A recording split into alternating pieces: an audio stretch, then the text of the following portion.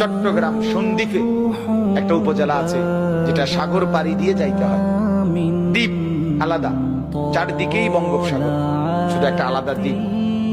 ওইখানে প্রায় 7-8 লক্ষ মানুষের বসবাস। ওইখানে ওরা 4টা ছেলে, 3-4টা ছেলে নিয়মিত ফজরের নামাজ পড়ে। তো একদিন ফজরের পরে তারা প্রতিদিন সাগরের পারে হাঁটে। তো একদিন তারা বলতেছে, আচ্ছা আমরা যে হাঁটি, এই গত বছর কলেজের ছেলে, মাদ্রাসার না, স্কুল কলেজের ছেলে, আমরা যে সকালবেলায় মর্নিং ওয়ার্ক করি ফজর পড়ে, চলো আমরা একটা কাজ করি, না হাইটা আমরা বন্ধুদেরকে ফজরের জন্য উঠাই। এই কথাটা তাদের মনে আসছে। তাইলে কেমনে উঠাইতে পারি? যে 2 ভাবে, একে তো ব্যক্তিগত ভাবে ডাকবো, আরেকটা হলো জায়গায় জায়গায় ছোট ছোট ক্যাম্পেইন, মানে ফজরের জন্য গণসংযোগ করুন, আমরা একটা ছোট ছোট প্রোগ্রাম করব। ছোট প্রোগ্রাম কি? ওই যে মনে করো কিছু যুবক ভাইকে একত্রিত করে একটা কোরআন তেলাওয়াত, একটা হামদ নাত, ফজরের গুরুত্বের উপরে একটু কথা আর একটু মুনাজাত, এই 4টা কাজ করবো।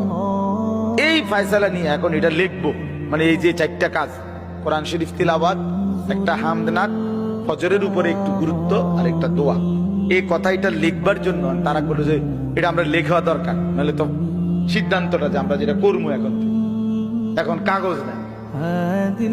তারা তো হাঁটতে গেছে সকালবেলা ফজরের পরে। ওই যুবক আমার নিজে শুনাইছে মাহফিলে সবার সামনে।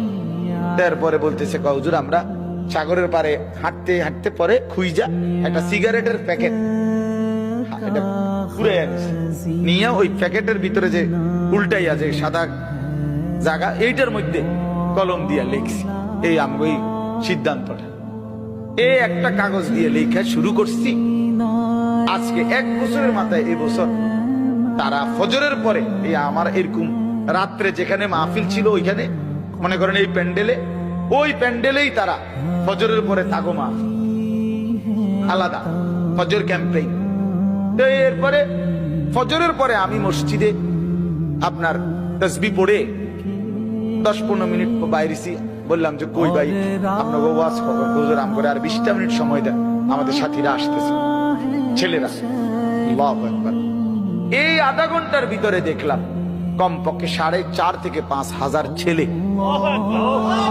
ফজরের নামাজ জামাতে পড়ে, সব সাইকেল মাইকেল দিয়া সব আইসা প্যান্ডেল ভইরা গেছে। ফজর বাদ সব কিশোর তরুণ, সব কিশোর তরুণ নওজোয়ান ছেলে। তাইলে মানুষ কি করতে না? 4টা ছেলের একটু ছোট্ট ফিকিরে